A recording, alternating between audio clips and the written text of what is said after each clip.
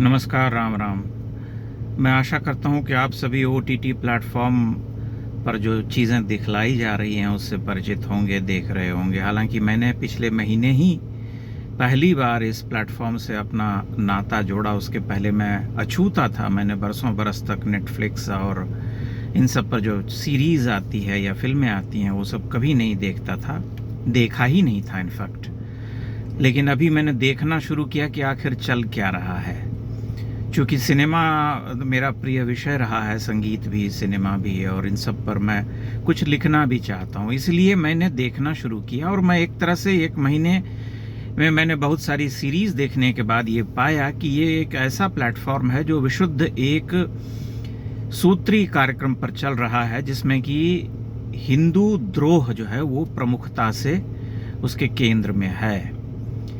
यानी आप देखेंगे कि जो भी सीरीज़ बन रही है, बिहार के ऊपर केंद्रित, उत्तर प्रदेश के ऊपर केंद्रित, हरियाणा के ऊपर केंद्रित, राजस्थान के ऊपर केंद्रित, इन सब के मूल में एक जो सबसे महत्वपूर्ण चीज़ है वो ये है कि भयावह हिंसा होती है। और हिंसा करने वाला समाज जो होता है वो हिंदुओं का समाज होता है। ठगी, मक्कारी, बाप बेटे को मार रहा है, बाप बेटी को मार रहा है, बेटा बाप को मार रहा है, भाई भाई को मार रहा है।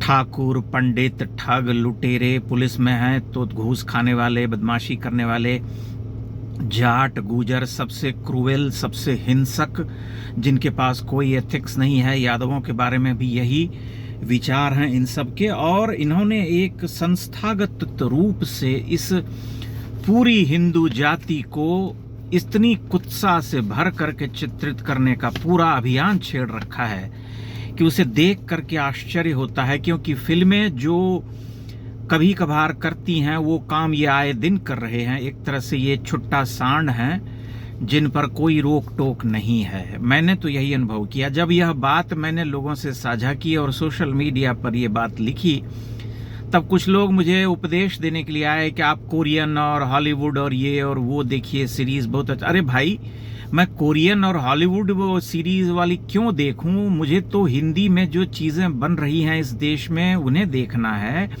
क्योंकि भारत का बृहत्तर समाज जो है, भारत का बहुत बड़ा समाज जो है, कोरियन और हॉलीवुड और यूरोपियन फिल्म्स नहीं देखता है। वह तो भारत में ही बनने वाली अन्य भाषाओं की फिल्में नहीं देखता है। वह तो सत्यजीत राय तक को नहीं जानता है। वह तो वही देखता है जो हिंदी में बन रहा है, हिंदी में बनने वाली चीज़ों का ही आदी है।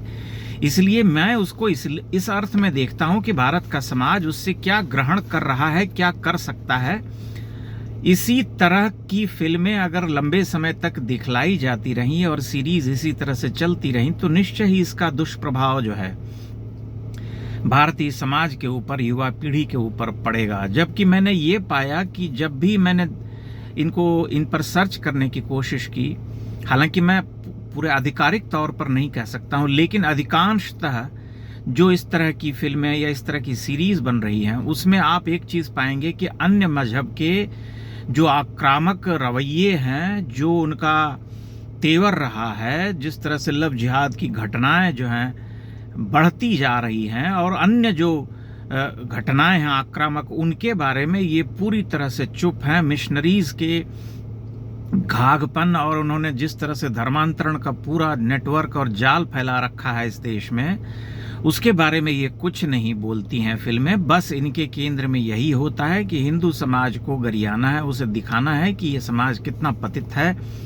कितना नीच है। इसमें कोई नैतिकता नाम की कोई चीज़ नहीं है। क्योंकि भाई भाई को मार रहा है, बेटा बाप को मार रहा है, बाप बेटे को मार रहा है, बेटी की हत्या की जा रही है। खाप पंचायत, ये पंचायत, वो पंचायत, पूरे हरियाणा को इन्होंने एक ऐसे विध्वंसक और हिंसक राज्य के रूप में चित्रित कर दिया है कि वहाँ ऐसा लगता है जैसे कि बस जो है बलिष्ठ है तो मतलब मारपीट कर रहा है।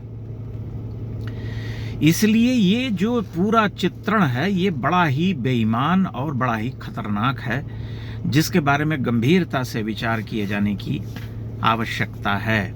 और इसका एक दूसरा पहलू जो है वो नग्नता है। नंगई तो इसका एक अविभाज्य अंग है, क्योंकि उसे सत्य मान लिया गया है, रियलिटी मान लिया गया है। उस रियलिटी के कारण जो है ये वायलेंस, हिंसा और ये सेक्स, ये इनका सबसे प्रमुख हथियार के रूप में ये चीज़ें जो हैं सामने आती हैं। ये सबसे महत्वपूर्ण अवयव हैं इस पूरी सीरीज़ के। इसका जो पूरा स्नायु तंत्र है वो इन्हीं चीजों से संचालित है, जिन्हें देख करके आप घबराहट से भर उठते हैं। और एक बात और भी है कि जैसे जैसे आप इस थ्रिलर और हिंसा से भरी हुई चीजों को देखने के अभ्यस्त होते जाते हैं, वैसे वैसे आप इन्हीं चीजों की खोज करने लगते हैं और आपको इच्छा जो होती है आपकी भीतर में, यह जागृत होने लगती है कि मैं ऐसी ही चीजें देखूं।